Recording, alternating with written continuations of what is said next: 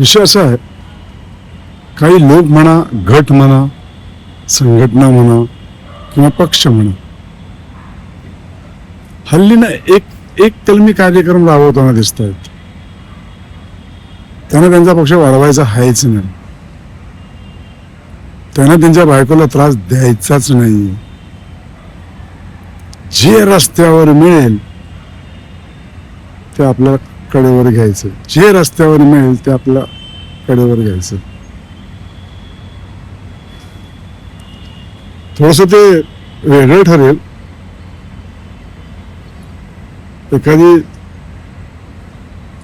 आसखोर असते ना, आसखोर, ती असं करते, म्हणजे लुबाडायचं काम म्हणा किंवा फोडाफोडी म्हणा, हे ती करते.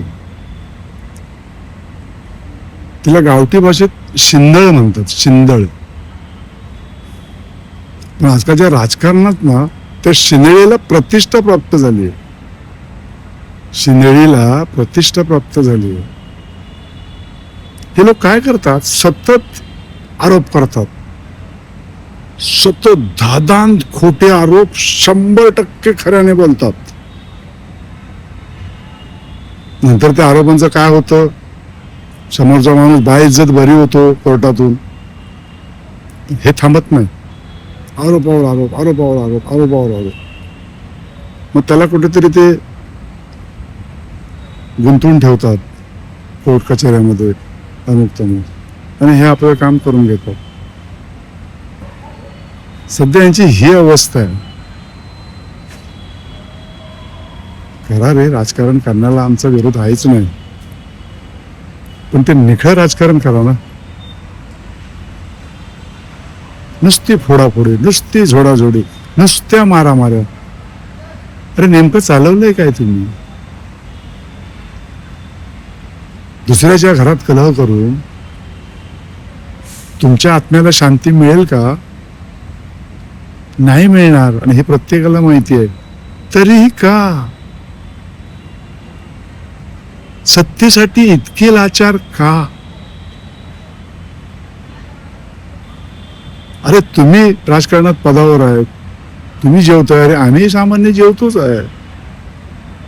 तुम्ही हॉटेलमध्ये, 5 स्टारमध्ये, आम्ही साध्या हॉटेलमध्ये. फरक इतकाच आहे, जगण्यापुरतं अन्न हेच माणसाचं ध्येय आहे. अन्न, वस्त्र, निवारा इतकंच ध्येय आहे.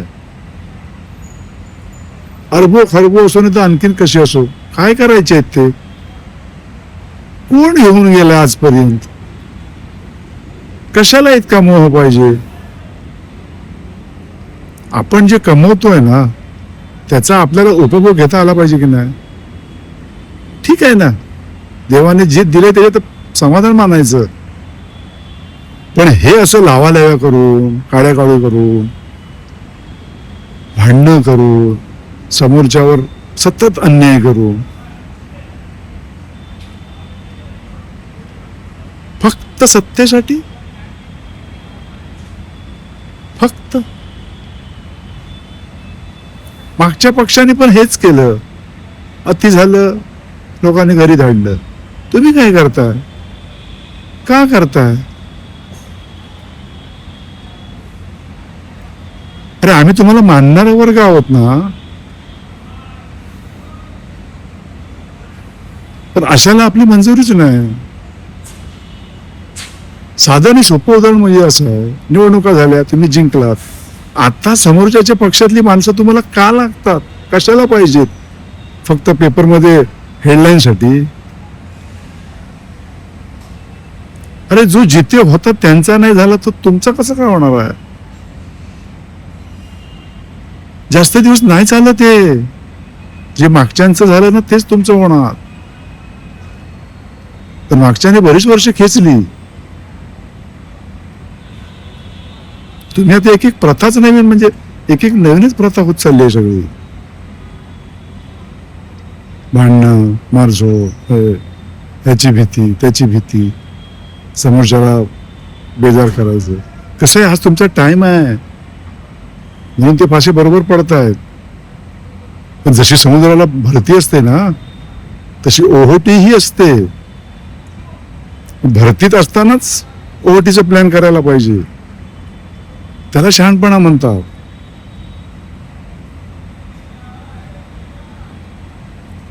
चार माणसं आज माझ्या बरोबर आली, त्याची गॅरंटी आहे का की ही चार माणसं माझ्याबरोबर कायम राहतील?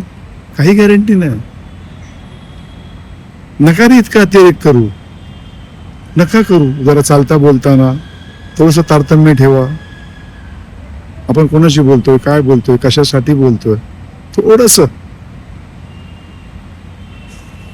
हे कायमचं नाही आहे. सत्ता हा जो विषय आहे हा कायमचा नाहीच आहे. कशाला मरताय एवढे? तुम्ही सत्तेत आहेत म्हणून तुम्ही सुखी, आम्ही कुठे दुःखी आहोत? आमचं जे पण रुटीन आहे आम्ही आहोत ना सुखी, चाललंय ना आमचं सगळं. पण हा जो तुम्ही नवीन पॅटर्न बनवलाय ना महाराष्ट्रात काय आणि देशात, नाही चांगला, नाहीच चांगला.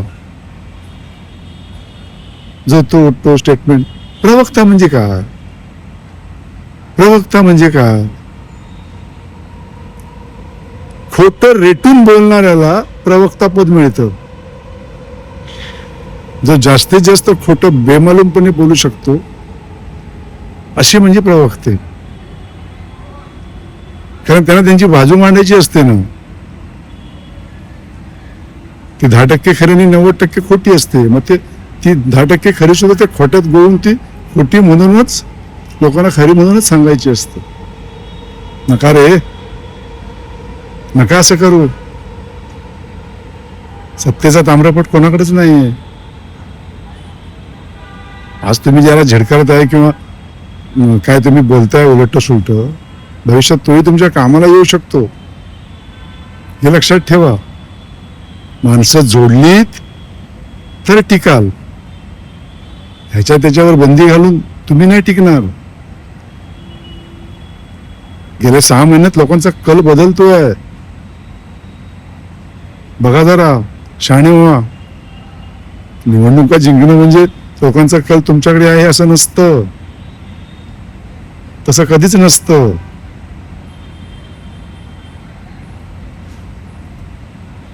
तुर्तास एवढंच. धन्यवाद.